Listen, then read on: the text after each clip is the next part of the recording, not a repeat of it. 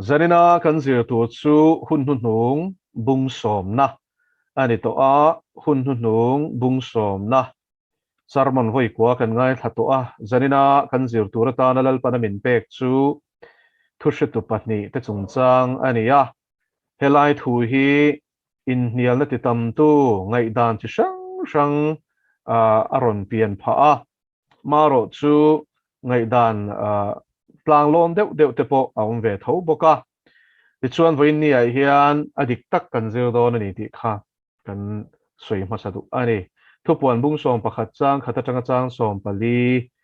Pathian thunung thil ti thei ilo ngai thlang u tin luang tiang ang hi mi pe a ti chuan tu emaw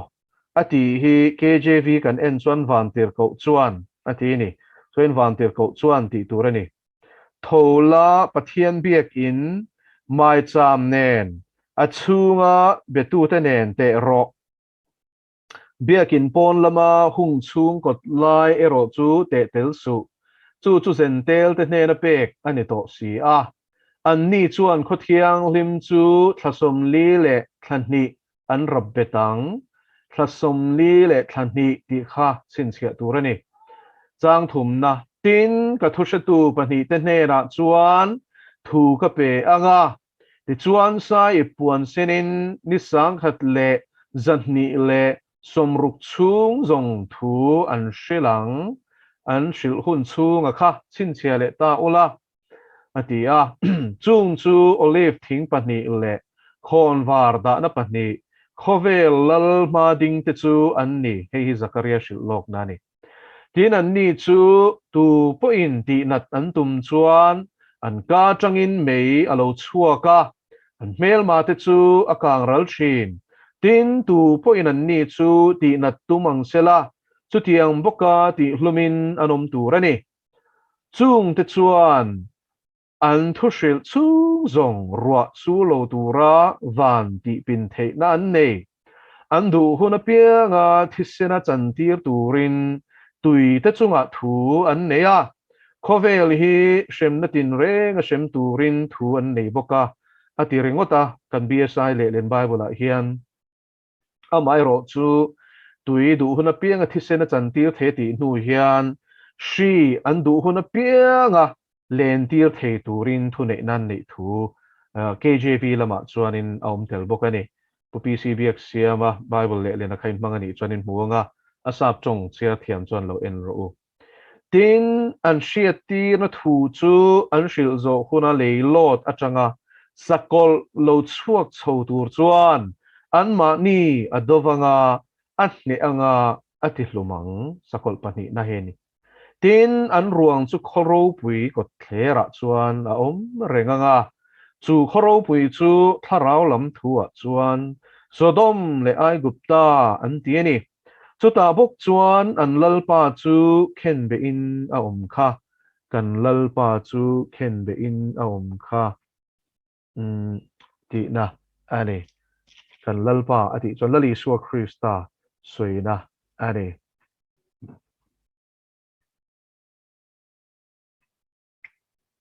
tin mite zinga mite si te zinga mite chong te zinga mite nam te zinga mite nithum le achan ve an ruang chu an enanga an ruang te chu thlana phum an phal lawang tin an thi awangin le om te chu an lomanga hlimna an siamanga lom na te anin thon bokang zol nei pahnih te chuan le om te chu an ti hre om hrin awangin tin nithum le achan ve hnuah chuan Pathian hne na ta nun na thaw chu an chunga alo luta nun na tharau ati kher ani KJV lama chuanin chuan tharau thiang thema soina ni an ke in an ding ta a ti chuan a mutu te chuan an hlau ta ma tin an hne na heta hian lo chho ro u tia vana tanga oring tak an hria a ti chuan chhum zinga chuan vana an chho ta a an mel ma te chuan an murenga tin chumi lai tak chuan lir na sat takin alo ngi nga khua chu mun so ma chen mun khat a chim ta lir hi nga chuan mi sing sari mi sang sari ka soi swal an thi tin abak te chuan an hlawa van pathian chu an choi moi ta chung pik na pahnih na chu a re to ngai te chung pik na pathum na chu alo thleng thuai do ne chung pik na pahnih na chu a re to ngai te chung pik na pathum na chu alo thleng thuai do ne lalpan athu thiang him kan chiar tak te kan zatan malmin som sakro se ole ka unaw tiu Mizo zinga hian zentel te nikin ti hi nsui lar hle maya chen khat chuan Donald Trump an I thu Jerusalem chu Israel khopuya puna tangkhanin I zentel te nikin to pen lo tia amar chu zanina hian chung ngai dan dik lo tak taka chu Pathian thu atang hian kan phet taranga thut taka kan lu don ani amma saberin zentel te nikin ti hi I asoi lova rombung som pakhat chang som hi panga lo en ula chuta chuan zentel te fam kim na fullness of the Gentiles atini enge chu chu khongai na hun kan ti hi zentel te ta na chanchin than shiatan rin the na turata na lalpan kum sang mi or ahon sakahi ania zuda ten chanchin tha chola li so hun lai nan donga edi somthum ania ti chuan edi somthum vela chuanin Pentecost alo thlenga ko shan phasa vera lo ding chuaka zuda vek nima selangin reilo te Cornelia chung te tir ko te thil ti bung som kan siar chuanin an lo piang thar tharau thianin baptisma te po an lo changa ti chuan zentel te zinga chanchin tha chu darin an ni pon zuda te ang bukin tharau thiang him an chan thu kan hua FSC bung nia chuanin danglam na reng om to lo tin thuruk min shila thuthung luya chuanin zuda te tan chau ani thina zuda te khanin Pathian ta an ni nan she ema anin chuang boka nima selen Krista lo kalachin chu zuda tan po zentel tan po lali suwa Krista cross lo chu Pathian ne na inrem na kong dangom lova lali suwa thisen lo chu sual silfai na dangom lova tharau thiang lim hun khat chu zuda le zentel point an lo changta lalpa chu fakinom ro se chu wangin chanchin tha hi mitin ta na ni ti hi adikani ti chuan zentel te fam kim na tiom zia chu enge zentel te ne na chanchin tha shil ani chana changa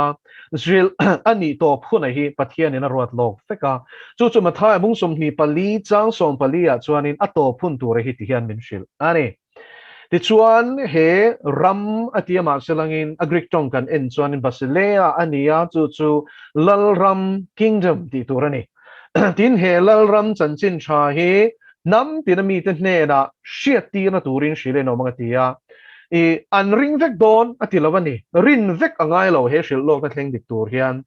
shiat ti na turin shilin awmang ati hi zentel te fam kim na chuani ti khang kan hret hiamem zentel te hne na nam tinami te hne na tuna hian annam anga atong mang anga chanchin tha la shemi alo hi an la nuwa ani chung ten hera chuan chanchin tha shila theina turin Bible Society le Bible chuchin le translate chin Paul chi sang hi an in zom khoma in zom khom Paul te po chu an ron din chowa nasat takatuna hian malak an tuma I tu na changa kom sum thuma chuan in nam tin tongin Bible om tong tia kha an du tok lova reilo theyang per chunga chanchin tha hi mitin hne na shil ani theina turle nam tinin an tonga Bible an nei theina turtan chu Paul chuan in som khom Paul chuan tuna hian chak takin ma thokhovin an la mek ani ti kha ilo shebokang o chunga chuan Bible Society te Wycliffe Bible Translation ti te a sang an telani in soivek seng lawanga ti chuan voin nia hian kan shia tur chu chanchin tha chu zentel te hne na chuan shil a om tek nuwa chuanin Pathian in a soyangin mathai bung som ni pali chang som panga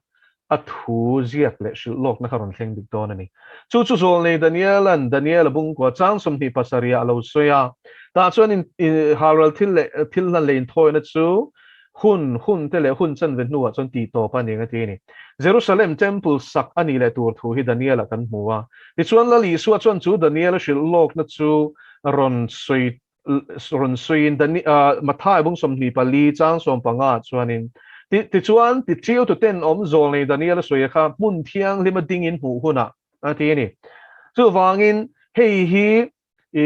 sakol Pahnihte ro rel na in chan na tur a sui na ni mi tam tak chuan sakol hi Pathian ti te poi hi kan shelo ni oma ni ma saleng thupuan bung som pathum khalo chiar ta ula chip chiarin ka lut man don lo tu na ri chuan sakol hi chini an omani antichrist khovel pum pui chunga political leader anga rorel tu lal kan tiang chu ti chuan a pahnih na chu zol nei der sa kho hroi tu ani don ani chung chu an thok ho don bok ti chuan zentel te fam kim na ron thlen huna chon chanchin tha shela ni huna chuan Pathian in he sakol ron lana hi aphal to dom lal pa chu fakedom ro se Thessalonica kan chiar chuan in khap tu a oma chu tharau thiang limania kong nanga shil fia chi ni lo ko shan ten tien tum china ko shan in dal zo lo lal pa Pathian chawin dang zo ani chu wain khap bet tu ina aron in lan mo tu na hin khovela hen anom ve fe to ti hi sarmon dangin ngai thak chuan in siang ti chuan in engwangin ani le ron rel hal pop si lo in ti chuan in Pathian thu ni an thu ni lo seta na thu po ni lo le le van la ber thu in engkim a on ti hi zanin a hian ring tu te u shero u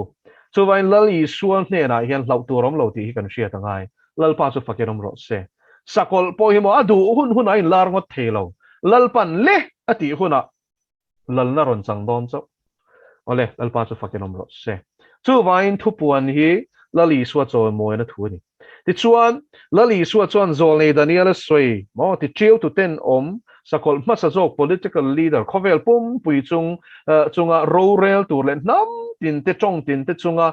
rorel tu tia thu puan bung som pathu na min shela kha sumi choron lan huna chuan mun thiang lim Jerusalem temple sak chu ti bor bangin mun thiang lim ber pui thiam lal ber po kum khatavoi khat chau alu thian na huna khan Pathian angai neb ziale a huat zia lan tianan khanin alut bor dorani ati bor bang dorani chu ti pal ni lawin ti lui nain ani le hetiang thil hi a mai na thleng to nga em Antiochus Epiphanes chuan in BC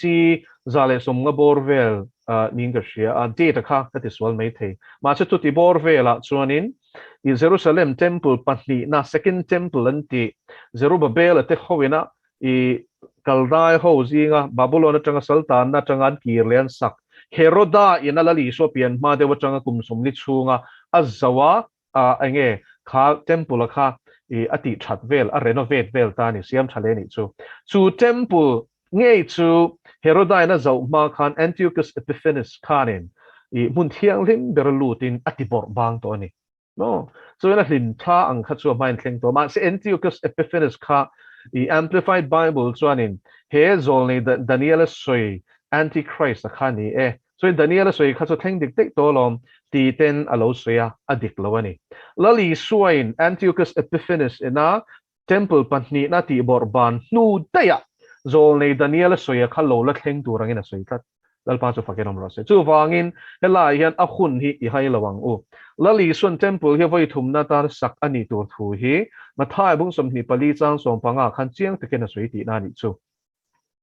voina kan Zirtirtu background ani achan chu temple atangin ron soi chan tat temple a ding to ni ti hi thupuan bung som pakhata Thuhretu Pahnih chungchang min shil don hianin temple ding to sa kha aron soi fia mai zo kani ti chuan chu temple chu zentel te na andu tua anti borban the ani don ani ti po hi thupuan bung som pakhata kan mu le mathai bung som ni pali chang som panga lali so thu soi kha a in mil le ta chiani lali so chuan mun thiang lima chuan ti chiu tu ten mo inati borban chan chia khanin he kum sari sakol Pahnihte ina du to ka khovela Christian te kum thum le chan ve ati kum thum le chan ve an dowan hne hun le chumin hnuwa chami thiang lim lor zo a sakol Pahnihte na zol nei der sa khoshroi tu pop kai hroi na hnuaia khovel lal ram ronding le tur kha chumia ti du da na lo thleng tur chu min shil lo อันนี้ช่วยมีช่วยจันโดนนี่ช่วยกุมสริหุ่นช่วง tribulation สกลปนิเตโรเรลหุ่นช่วงที่ดานิเอลหับตัดสมสรินะอาคานิติค่ะกันเราเชดอนเนี่ยโอเลตัวนั้นชวนทุเชตูปนิเตเฮียนเงินติโดนะเองวางติเงินนี่โดนติอาคันกันลู่ตังอาจารย์สุดเซนเตลเตเนนะจันจินชาชิเลนอมโตสกลินโรอาเรลจันโตชวนินจันจินชาชิลเฮียเทดอนเราดูไลเทคโนโลยีในตัวมังเงินเทโลดันติชวนตัวไหนเฮียนินอีทุบวันบุ้งสอมประคัดทั่วคานินกันลุดโซโตองะตาเฮียนินเองกันหูมาสักเตอร์วันที่เขาชวนอาจารย์ช่วยตาเฮียนมิโซไบเบิลข้าชวนินอีวันที่เขาชวนที่ข้าไอ้อินเสียเคอร์ลวะอามาโรชู KJV original translation กันเอ็นชวนินตาข้าชวนเสียงตะกินไอ้อินเสียกันนี่ตินลวง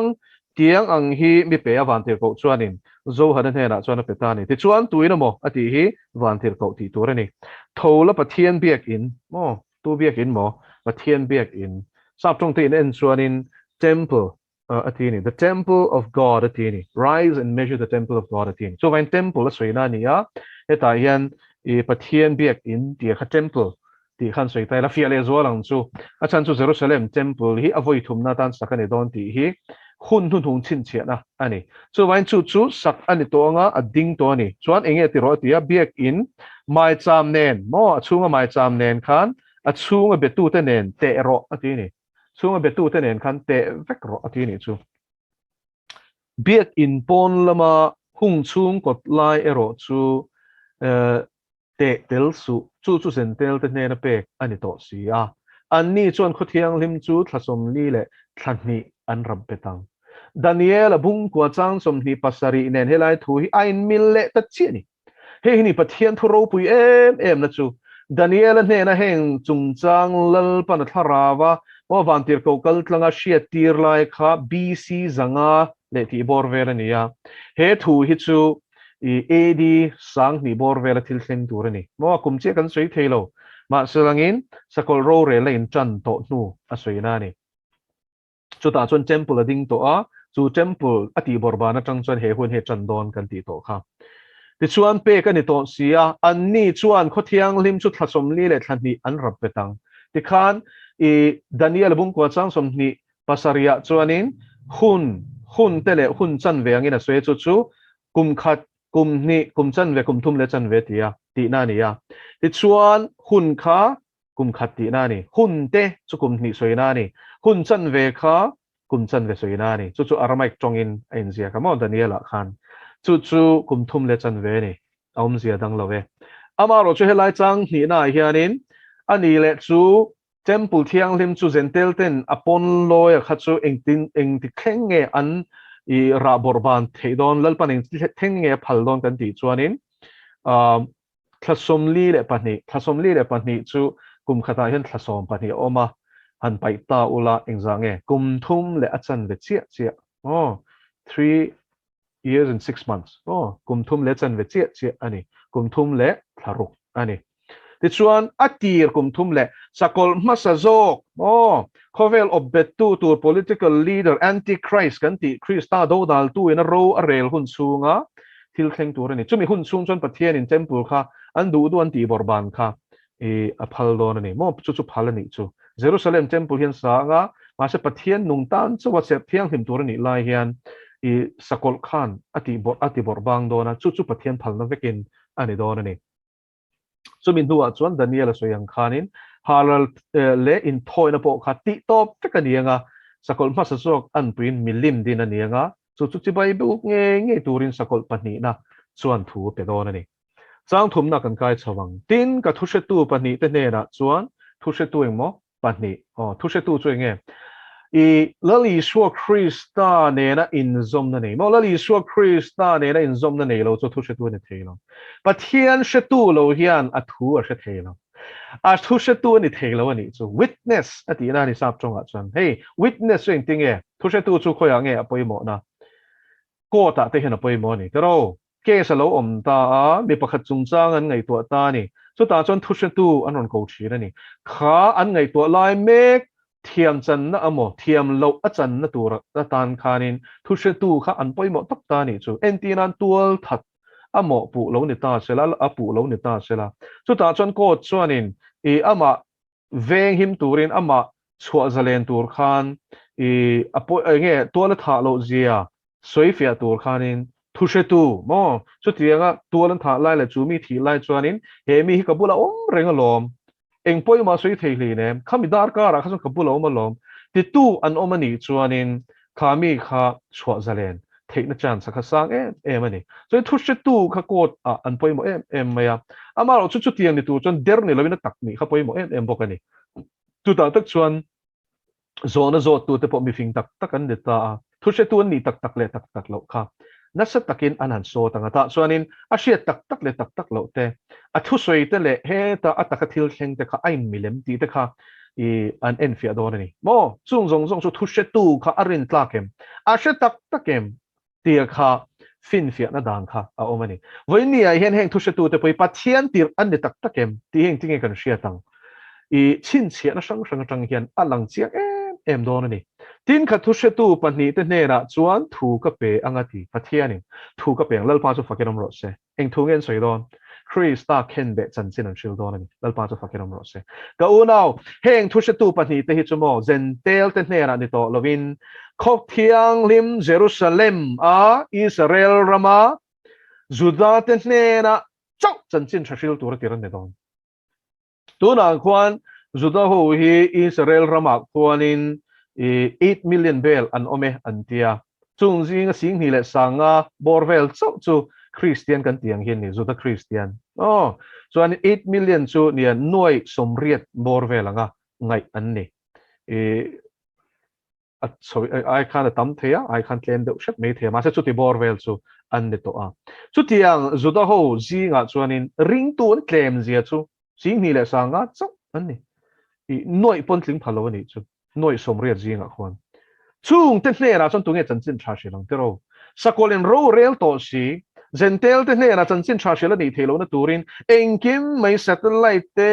tunlai technology changkang berber engkim chui the na man ro ang chi te internet te 5G te khang zong zong bang khanin 24-hour surveillance system kan ti mang khanin chanchin tha tu maran shil thelo na tur tan khanin shil lek chu khoi hmuna po ni sela zuk man ngal thei tur khanin ruam man na tu lai technology an bun me ka hi alaron mangdon sia chu wan Pathian thil ti theina na sata ka thuam te tan lo chuan he huna hian chanchin thashil hi mo a thei don lo reng reng chu wan lalpan he mi te pahni aron tir tu te hi chu misial takhin ni don ti hi alang don ani ka thuhretu ati lali su Krista shelo kha chu a thuhretu ni theilo Pani chin sia ro ta hianin hei hi chi sang soi fia tum na oma Paul Pani anga soi tum te nom china nilo mi Pani anni chu wangin ka thuhretu Pani ati hianin du dan dan lo soi fia akha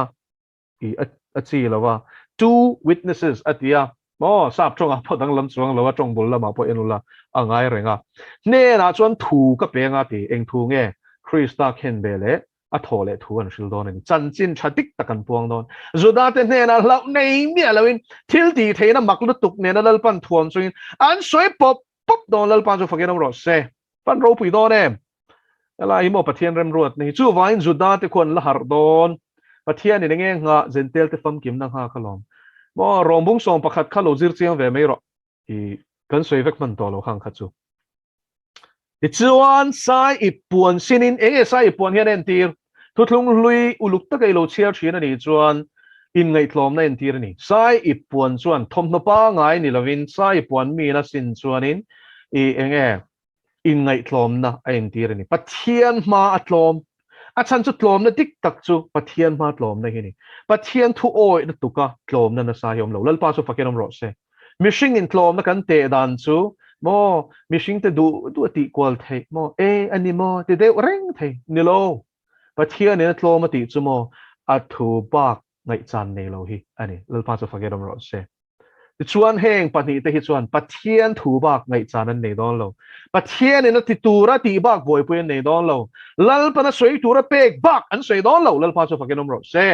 cho nên thuần sil đó vangin zol này anh nị thì na anh ấy bốc anh ấy chú ý asap trong ai hiện chiang trang thum na cái nên chọn KJV chọn and they shall prophesy à tí này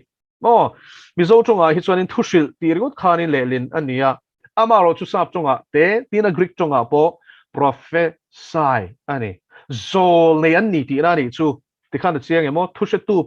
mi Pahnihte anh ấy zol này anh ấy bốc anh ấy chú thì khan Bible trong cái này nó cần sẽ dễ lắm sai buồn xin in sáng khát lễ dân ni lễ som ruk chung zong thu an sẽ lắm thì hey in mu don hey kum thum lễ chân về hi Daniela à te thu buồn bung som pakhat bung som pani bung som pathum chawa te hian aron lang zing tel do ni he hun hi poi mo tu achan chu hi Daniela hapta som sari na kum sari hun chung sakol Pahnihte du to ka an sapatalal pana phal hun chung kha ani ya chumi hun chung chon ma selain azuda te mo I an mitla del tlat aten na khan chanchin thashila an lo har on an lo pian tharve the na turatan he mite pani hi nalpan Thuhretu mo zol nei turulu tuk Pahnihte hi aron tir don ani in ngai tlom takin nisang khat zani somruk chu kumthum le achan ve che ani kumthum le atir kumthum le chan ve chung ko shan khove la om lai hian heng Thuhretu Pahnihte hi an che ve hi kan she ve don ani chu hallelujah alpa chu fakirom ro se bo trong trai ta pokon lo trong trai sak ma na Bible la charin ziek chia lo ma selen kan om mai hi chu covering lo em pero kan lo tang ve don ani khove la hi kan la om don ni ta hian I lalpar sing te ni lo chuanin chu wangin he hun hi kiri chuan kan rap don ni chu ta chuan Thuhretu Pahnihte lalpan atiranga I Jerusalem bol Israel bor vela huai san takin thil ti theina turulu tuknen Pathian ina thuam nen I suwa chanchin a thina le thole na chanchin tha kha an sil don ni chu chanchin tha ni I suwa thina le thole na hi I Korinthon khat bung song panga chang khat tanga chang ni chero sai puan sin ni sang khat le zan hi le somruk chung zong thu an silang atia chu vain kum thum le chan ve chung chu tu maran chel don lo lal pa chu fakin om ro se sakolin khovel chung a ro rel to ma sela technology turu ber nei ma sela sipai zong thun hoi om to ma sela police zong thun hoi om to ma sela tu na pon ni hi toro chanchin tha shile nom thelo Canada chuanin covid line I anin khom dek ka mo Baptist Koshan pastor khanin a Koshan te kha angai tua sia te khanin I biakin an phallo chuanin mo an kal nan tlat si police ten an veng tata ti chuan he ta open era mo pa kang dewa hian iti mai ang un tia an kal khoma chu po chu police in helicopter nen misual man turang main an vaman ni no khang te khain lo enem ka shelo chu ti ang chuanin tu na po ni chan to ni lo chin chero heng chan chin thar te hi kan veng watangai nia I Ramzalen ni kan shet Canada te po hianin Christian te mo a veinan ve chan to sakol aron lal huna phei chuanin a hardan tu khati khan I rithiam mai ti chuan chung chu olive thing Pahnihte le khon var da na Pahnihte hei Zakaria a shilok na chia khan Zakaria a olive thing Pahnihte ati te kha heng Thuhretu Pahnihte soilok na hin lalpa chu fakenom ro se so in la hianin zohna hianin thuthar ni lovin zol nei te kal tlangalal pana alo soilok vek to kha lo soilok diam to kha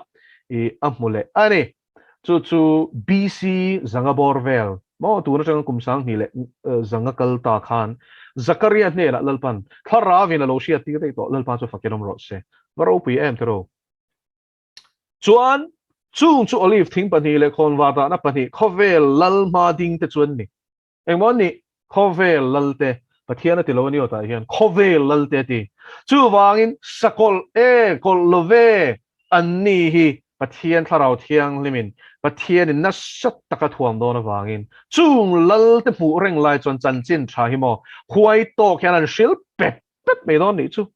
in ti mon shil theng le chu ta tak chuan I zo na om nge I ril ro zo nom tur chu sakol hian ti to patum don lo mian ni po hi don tuk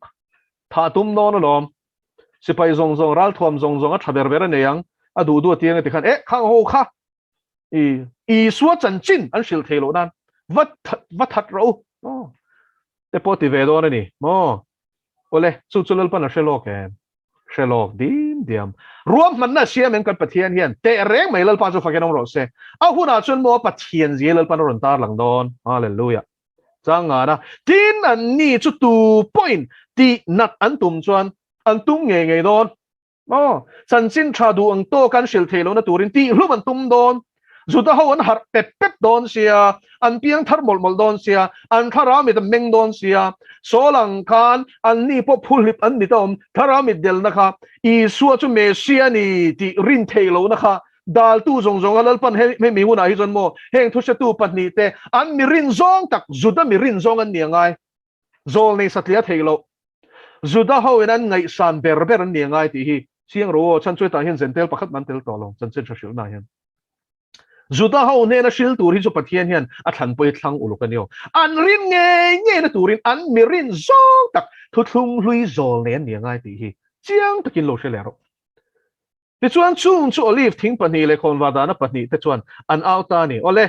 an ni chu tu point ti na tan tum chuan eng thil ti the nge lal pana pek don an ka changin mei alo chua ka an mel ma te chu kang ral thin heu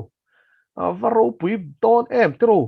ani le chu tiang thil ti the na chu thuthung hlui a khan tuin nge lo mang to zol nei Eliza Israel lalin mantur khan somnga mo sipai somnga ho tu nen khan atir tiro lalin a ko che local ro an tir ko ta wana tangin lalpa zol nei kani chuan wana tangin mei run tla sela kang fai chu ro setia kang fai hi an thom hu tur po yom lo re na va pan chang ani chu somnga rol dang khar atir le lal khanin chu tiang che chuan Eliza chuan wana tangin main ko thale me ya va pa chang le vek apa thum na kha chu lalpa chi na ne ya ka pu eng tin ma kan ti lawang che khongai takin I bo hi nun na min zo sakro mo me ko thalenga ama mi te ang khanin va pa chang veng ti kha law ni chu tiang thil ti thena kol tu chu Eliza ni thutlung rien chuan tin ba ala pui thiam te ne na nin ti siak chumpo khanin lalte kha lo chero tunge me ko tha thei enang auro ti ma saro ati ba ala pui thiam zali somnga áo tắc tắc rò thì khán anh nên dây về một thứ điên thế thì trong el không anh nuông túi lê rồi thì khó khăn lại nè mà rồi túi là lâu ta khán Israel sửa sửa na vàng khán lê rồi thì pala ni thì thế lo na turin túi khán in thôi na bong anh tal khá anh lê phết cả và nó trên mấy mà anh cầu thật ta nè khá lùng tên này làm khán càng phai nó bao giờ phải cái rồi chứ cho tiếng á và nó chẳng mấy câu thà thiên rô bùi na thiên thị thế nó mặc lút tục select tu chu thu thung lui chọn Eliza zol này Eliza rô bùi lút tục khani để chuan tin tu bùi là ni chu thì na tum ang sela atile ta ni chu với khát mấy này là vin với ni na thì nôm tum ang ta sela cho tiếng pakati lumin anom tu rồi mà cho nên mấy mangin ati lum mẹ được cho nên sipai silai thaber bernen khan special forces poronti ro se nakina phei chuanin hybrid sipai te pon neng mo robot te pon neng chu ka shelo cyborg te pon neng chu nephilim te pon roti ro sek sek engang po kharon ti sela mei khanin va pan chan tir mẹ mẹ đó ni chu Pathian thu an sui tu ra khak kum thum le chan ve chung I chan mo tu ma ran dang no lo reng hallelujah pa chu fakiram ro se mấy mang khanin va pa an chan tir mẹ mẹ đó này eng silai le eng sipai chapo kha an ma hian an ding non lo an ti tu ri mo tu man he kum thum le chan ve chung na hi chuanin juda te ne na chan chin thashil tu lal pa mi ruat an nia wangin tu man an dang thelo heta hian ani le tunge lal hallelujah lal pa chu fakiram ro se sakol tia lo hlong vak tu ni lo Pathian ro pui na kan mu do na lo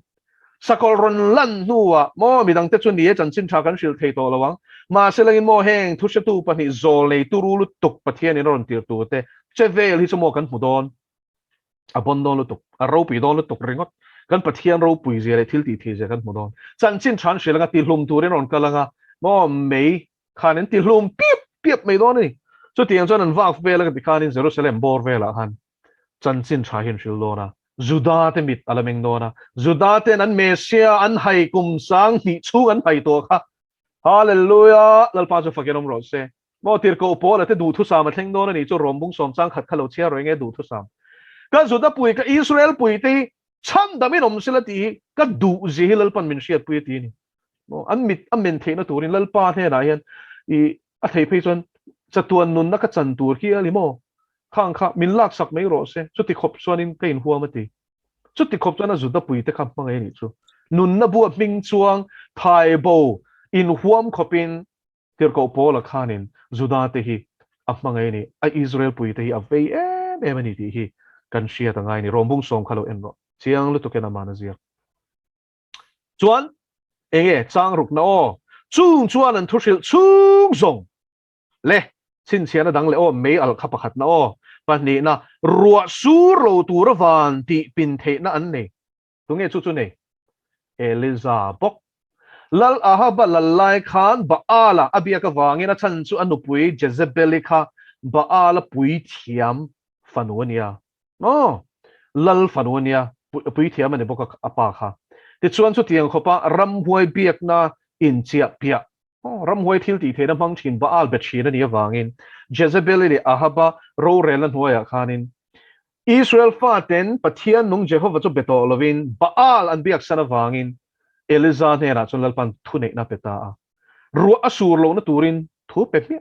engeti lal nera han ka thu lo chon ru asur don lo tim mi mai ni khoi jing e chu thune na chone lalpa na pe lalpa chu fakenom ro se ka zakob bung ngain siar chuanin Eliza po ke ma niang nung chang pu mi ni ya ni ma seleng na chong tra kum thum le chan ve chung khanin ru asur lo top mai ni thu thung luya po khan mo ru kum thum le chan ve tho nia lo sur lo o ha ti khani muem chu chu he hun to pa hian o thu sil tu khai ding ti thil om to sa chu alo lom le chin ati ni chu vai he ta thu thung luya lo ti to ava nge Pathian chi lo ahaba no Israel lal milem bia lal nan nuai Pathian ina Elizakal tanga ruwa ati pinang kha he sakol no Pathian kani inti Pathian nung belo do tu kha i Pathian in shemnan le khami betu zong song te shemnan hianin Eliza thil ti the na kha aken ko ti don ni he zol ni avaturu pep pep don em lal pa so fakerom ro se hallelujah hallelujah ka so yong pon ka fuchak to ni hi chu mo Pathian thil ti the ni chung te chuan mo an thusil chu zong ti kum thum le chan ve ni kha thusil chung zong kha chin sia kar ro ruwa sur lo tu ra van ti pin the nan nei don mo du tuin sur su se ti chon sur lo top ani me eng man ti thelo ui mo tu na po hin khwa khen chan to hi America chuanin an lek lo pui ber te tu na hian a tui omza thei mo kiam tel mun sang sang mo tui hi awang lu tuk chan to ni tu na po hian ti chuan an du huna piang a thisen chan tir turin tui te chunga thu an neya tu ge chu chu ni le ti le thutlung luya Exodus chero zol nei Mosia no zol nei Mosia ani le zol nei ti mi o Deuteronomy chero la li so chung chang sui khan ke mang zol nei lal pan lo la ti do na ti ni kha chuin zol nei Mosia khan in tui thisena chan ti ra faroa e shemnan khan in no thisena chang ui hem me ma sang ha zong zong an ti five ka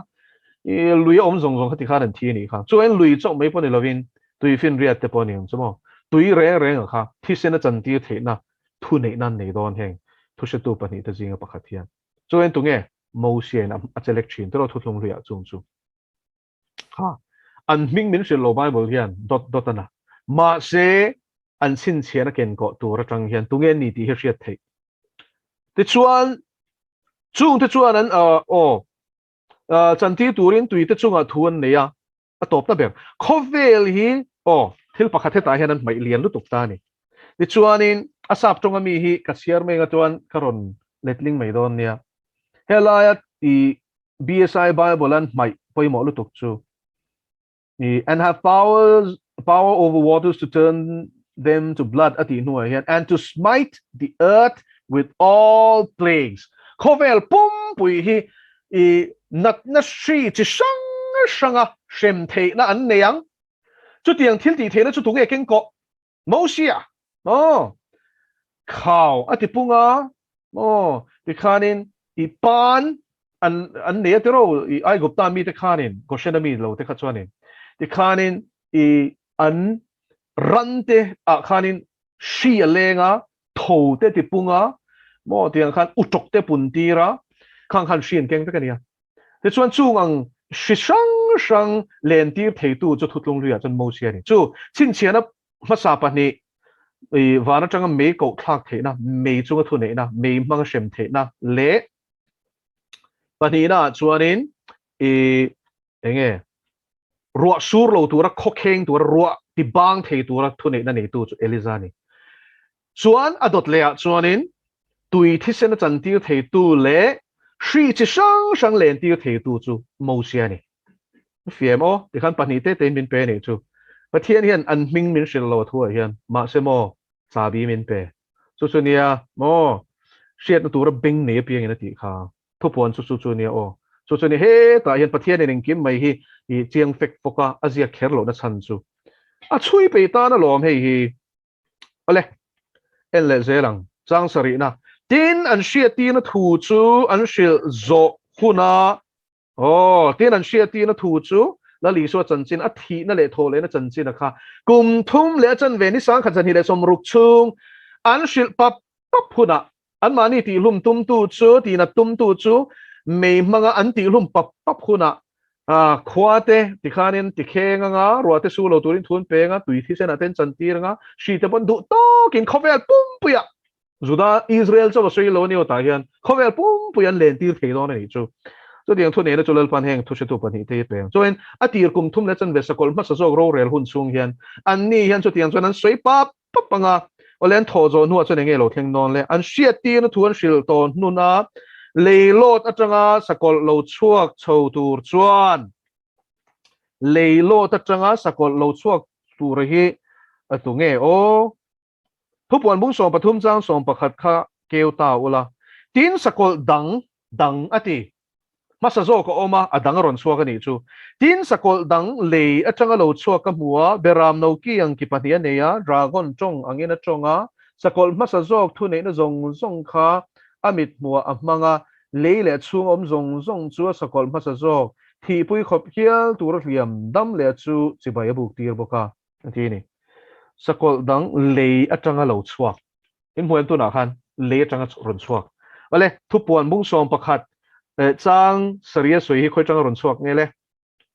le lo ta changa chuak mo le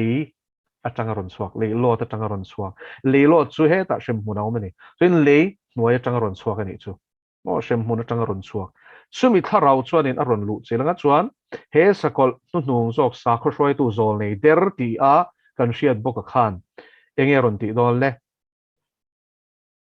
an ma ni adowanga heng thu tu Pahnihte hi chu sakol Pahnih na chuan ron dowanga at ne anga ati hlumanga ti ni do na ti ringot lova at ne anga ati hlumanga ti boka ni chu tu phal lein Pathian phal na lo ning ma ti thei lo tero chu wen lalpa phal lein ti hlum phal helai taka hian turin in pe ro ti sermon Hun Hnuhnung Part-9 mo bung kwana ka soya khanin lo chin sia ro tero heng thu tu Pahnihte po hi an thu shil tur hun chung kha chuan lalpan soi ro ti hun chung kha chuan eng man ti thei don lo an khoi thei don lo shim sakol le si pai te khan ma se an soi do to nuwa chuan lalpan an ni po hi an ma tar phal don ani chu chu wangin an mar tar phal don ti hi chiang takin sia ila chang riat na chuanin tin an ruang chu Thuhretu ko thera chuan a om renganga khoyamo Thuhretu ti chu Jerusalem ati nani Thuhretu ko thera chuanin a om reng do ani an ruang chu hemite thu se tu Pahnihte hi sakol Pahnih na zo ke na ron benga ti hlum don chiang em ti khan mo ta chuan an soi zo nu ma se soi zo ma kha chu khoi thei don lo chulai po chuan Pathian thu zen muem lalpana iswa chanchin zuda ho ne na shil tura ti hun chung jong kha chon khoi tum ma se na khoi thei don nia lo chona phal hu na chon sakol Pahnih na khalalpan aron chwa kha phalanga chu chon hi an thu se tu Pahnihte hi ati hlum thei don ani tin an ruang chu Thuhretu ko thlera chuan om renga chu Thuhretu chu tharau lam thuwa chuan eng thuwa mo tharau lam thuwa chuan helai taka hen bitam tak ril ro boi mai the ega tinge Jerusalem te Zion te ti sia Jerusalem chon lalpa po in ka khopu ti sia thuthung lui a pe chon poi za chuanga ti tin Zakaria shilok na te pe chuan in he khopu ya hian li so Krishna boron kir don sia chu khopu chang nge chuan ro le rel don sia tin nei thar le van thar an din huna po i van ram leron chuk tur kha van Jerusalem mo Jerusalem thar an la ti deuh don sia Jerusalem chu chu ti khopa an ngai enge apoi mo si chu tinge hela hian Sodom le gai gupta an tiang ati tharau lama ni chulai tak chu ni ti salama ni lovin tharau lam ai gupta tharau lam Sodom atenom zia soina ni chu tuna khon mo Jerusalem akhu in sia tur chu i mongko khur juda ho jing khon an tam lutuk gay pride parade ten nei chi chung ten hera chon chan chin thashil tur ten i Torch of Christ Ministries ten zukala video ten an la ni an turu lom lutuk hur herna chi shan hi om ve vekani tin Jerusalem khu khothiang lim ni ma selangin i khuta cheng zong khon thiang lim vek lo ti kha lo she ila juda in ti da zong hi i enge pathian han chi vek lo ni khovel tak hian tam lutuk i train ka chuan na po ka tok to lom nu pa hian song ve Israel mian ni ti ka shiat khanin i ring tu ni ta na kha chu eng nam ngen ni ti hi shiat ka chak me phur tokin eng nam ngen ni Israel nam te jinga khan kan ti an nui haka hey ngai nep me lut to khen min nui ni chu kha tiang kha kan ngai sak ve lo ki ni chuan an ti mi me ni chu an Israel in tin azong ko Israel ni lo chu mi tan chuan rom bung kwa bung som cho kha chero thin lunga ser tan te hi ni Israel dik tak chu so ein chi tha ringot Israel mo ser tan ringot khan ni lo thin lung takalal pa chi na nei si lo chu mo Israel chuang lo ti kha Bible kian fi lu tukin rom bung ti ate khan min shil khatro ti chuan tharau lama ai gupta le Sodom anita chuta bok chuan an lalpa chu khen be nom kha ti kha na chiang eng khopui nge hi khoro pui ati chu isua thi na mun Jerusalem khani Jerusalem zol nei te thattu ti kha ma lai zol nei te po khan thin te mani Jerusalem a hian tin mi te zinga mi te chi te zinga mi te chong te zinga mi te nam te zinga mi te ni thum le achan ve an ruang te chun enanga an ruang te chu thana phum an phal lawang helai takhini he thu zia lai hian mo edi pakhat na bo enge edi somthum edi somkwa atanga i za somni borvelin kara mi tam tak chuan an ngai ta chumi hun chunga zohana thil mu chu ania chumi chun chunga shil lok na chu ania ti chuan he hun chunga hianin i he thu zia lai hian hetiang technology la omlo khovel pum pui ina aruala khovel nam sang soina ni tro ta hian mitin te chitin te chong tin te tro nam tin te ti khovel pum pui soina ni chu khan heng Thuhretu Pani Jerusalem ko thler an ruang tu de rakha an thilo na ni he thu zia lai hian chu tiang en the na chom lo shim ngai na pon shelo agrik tong te nan zira i kum zabi som ni ti ra po khan an zirna sa ni helai thu hi engting emo grik tong chon thiam lu tuk ma sele an hun lai na technology om lo ni tu na chon satellite khovel dap chuak hianin an bun to entiran Elon Musk ringot po khian Tesla nei to pa khovel mi hausa ber te zinga mi aber te po kai ve zok man ni kha chu pa ringot chuan mo a company le thil siam te support nan hianin satellite sang hi zanga kap chok ani wan theng nga khian chung chu ni ta ni chu en khovel pum pui ram sang an ka chua te phei chu tam lu tuka khang zong mang khan na kena chuanin khovel mi pui te hian heng Thuhretu Pani te hi anom na huna tang cheu khan an device chewin na kena phei device po ngai to lo mo hologram ang te pon AI nen chu a thei don ta a technology khan ka lu tuk lawanga hologram projection ang khanin hey atak ang deuh tho khan che he movie en chen ang hi atakang deuh thoina ron sanga ti khana ron chevela ma se tak ni si lo mo computer in a hologram siamang kha khatiang chi te po khan an en thelo ni na kina chuanin TV screen chu seilo chu wangin chu tiang I projection internet system te khang zong mang khanin khovel mi pui zong khan an enanga clear thut do na ni chu khovel bui pui khan tling phadon ani an ruang te chu thana phuman phal lawang an ngei lu tuk do na ni chu achan chu he hun chung hianin thupon bung som pathum kha cher ta ula I setana tir ko alal thut pha thu athu nei na le thil ti theina pek sakol ma sa zo khanin keima lo chu Pathian dangin nei thiang lo ate don ani ama kha khovel khanin beram no nun na bu ming ziak lo chuan Pathian biakin an bereng don ani ring tu te ero cho khovel kan om wangin beram no nun na buam ming ziak te kha khovel kan lom do na wangin ke ni chon kan belawang mo ring tu dik tak te chon ma se ring tu dik tak ne lo kha chonin an tianga an bedu don me don ni sakol ma sa sok po kha ti chuan chu tiang la li so Krista chan chin sakol ngei zong lu tu kan ron shila ati hlum thei bok si lo mo min ti thang tlom lu tu ti ni sakol po khan ngei don ani chu ta chun khovel po nan ngei puyang a chan chu sakol khan be don sia chu ta tak chuan Thuhretu pani anan thit chia kha chu an ngei lu tu kha phum pon phal don lo ni chu ei mi thipa ngai chu in ting an chong bo lan phum thin te ro Thuhretu pani te chu khovel huat ron an don voi ni a po hian la li so Krista chan chin thadik tak Bible thutak so pol dal lo soi tu te hi chu Christian in ti te ngai pon an huani hi tro chu wangin heng Thuhretu pani te phei hi chu thu chak ani don si lo thil ti the na nen thu an sil don si a khovel mi te khan du in an shem the don si Pathian thil ti the nei chu wangin khovel mi te na sakol betu te na an han ngei dan tu len khuat dan tu ra chu ta hian ain ziak tak tin hei hi mo ngial ngan in a thleng don te khin thu ni lo ania chang som tin an thia wangin le om te chu an lo manga chu an lom don top eng wangin an lom don hlim nan sia manga ti Part-10 nei don ani chu mo tun lai a party moi lai te te nei mai khan ni lo mo hal pu te nen hal zit te nen be dur mai don ni zu te nen zu thami nen e tu thatin reng nen lam dur fa han lom om khang min ti du da tu te khan thita tianga ni thum vel chung kha chuanin an ruang thlirin nui so pa in anan lom vel ham don ni lom na te anin thon bokang ati he thu kum sang ni kalta zia kan ni lai hian engtin mai thon ngai nom lo card system om lo postal system om lo chung han lai chuanin I chu wain tu nai ro chuanin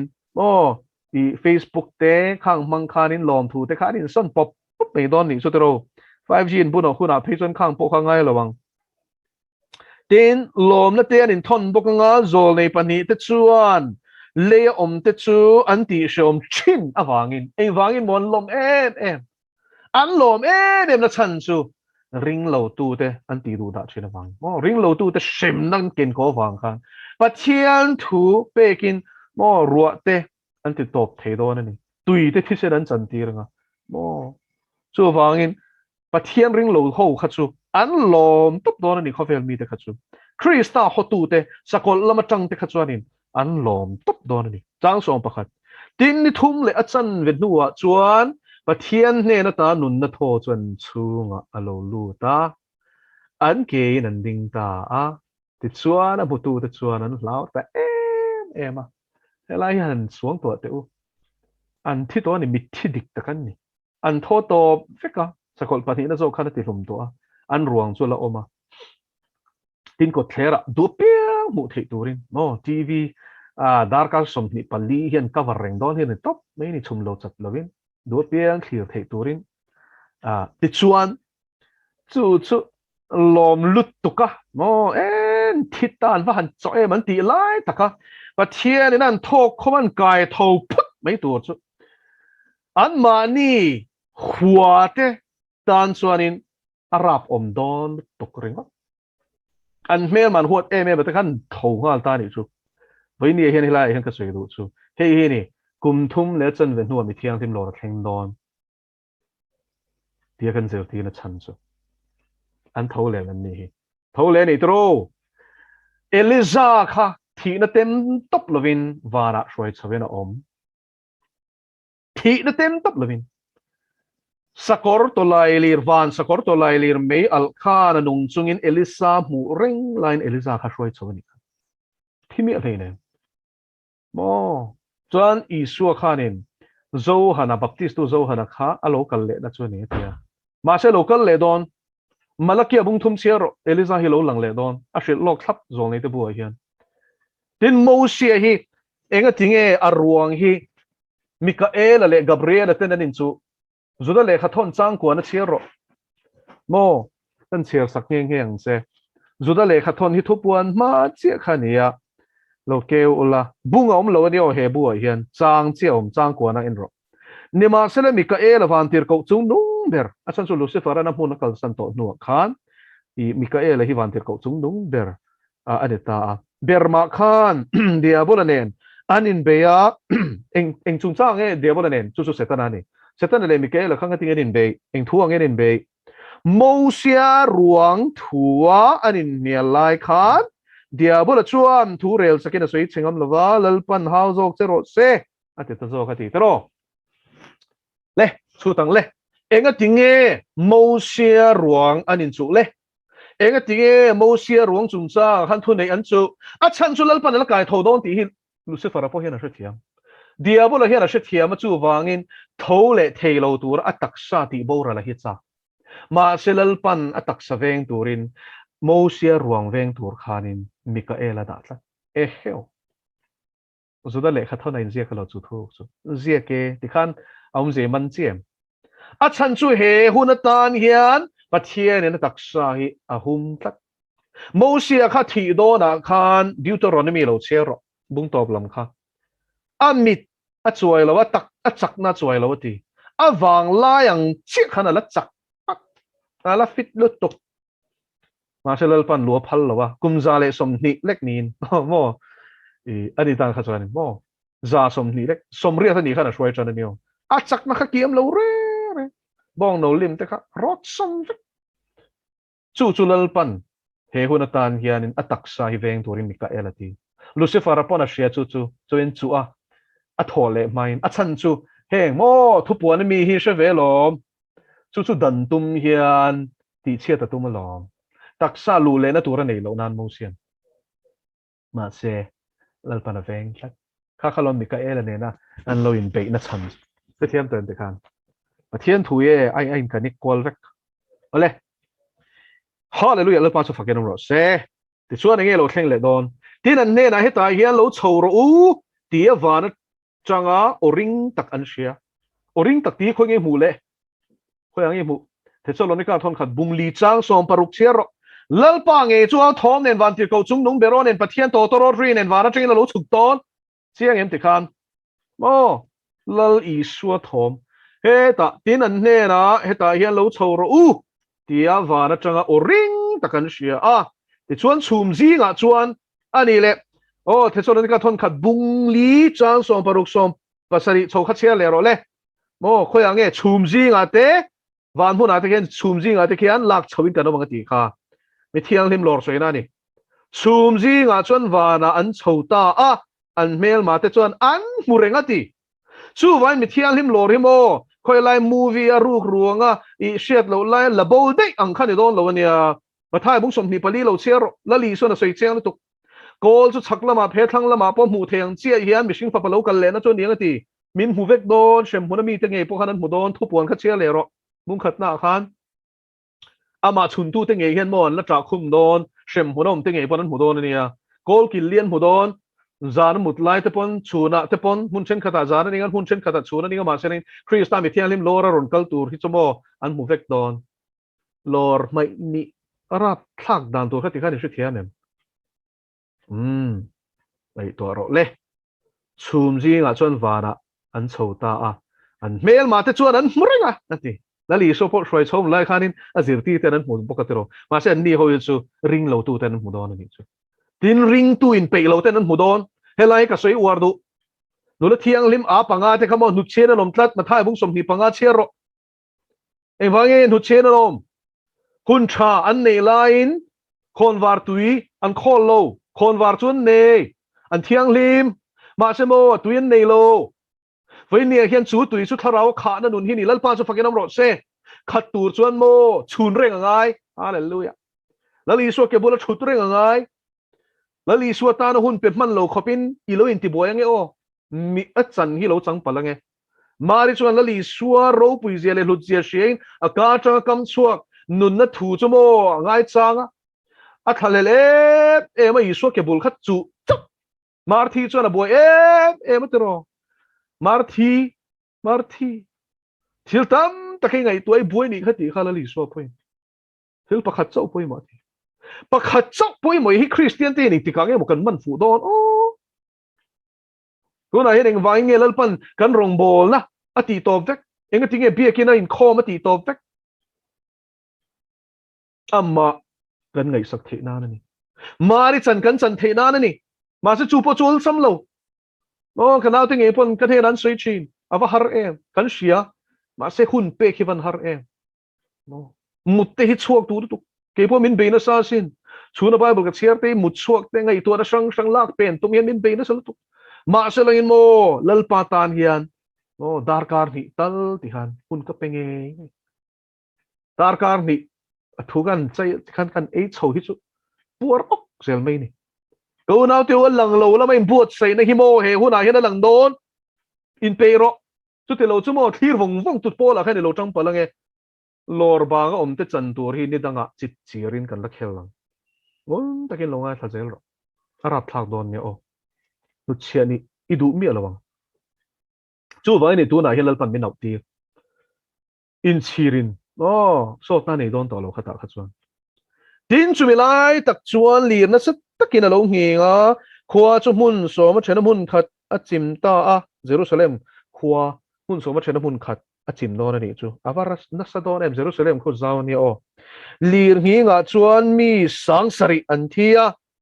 a number thangi min shil a za thi tur zat min shil lok tak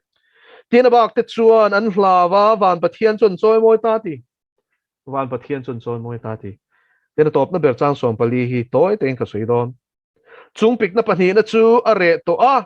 ngai te chung pik na pathum na chu alo thleng thuai do ne enge chung pik na pakhat na pani na pathum na chu chung pik na pakhat na chu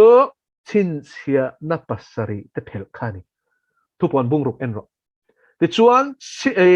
chung pik na pani na chu to torot pasari te khan ni chung pik na pathum na chu thu puan bung som paruk khachiala ta chuanin berbu pasari shem na khani ti han se thiam toem chung pik na chong thumin kalani chu pathum chu wangin kanin pe hun to heng himo kan budon chu wangin chum ha chuanin a sing dei don cheu lom ti khan bum cheu su se in pe ro lal pana thu kan ti ri te kan za tan mal min som sak ro se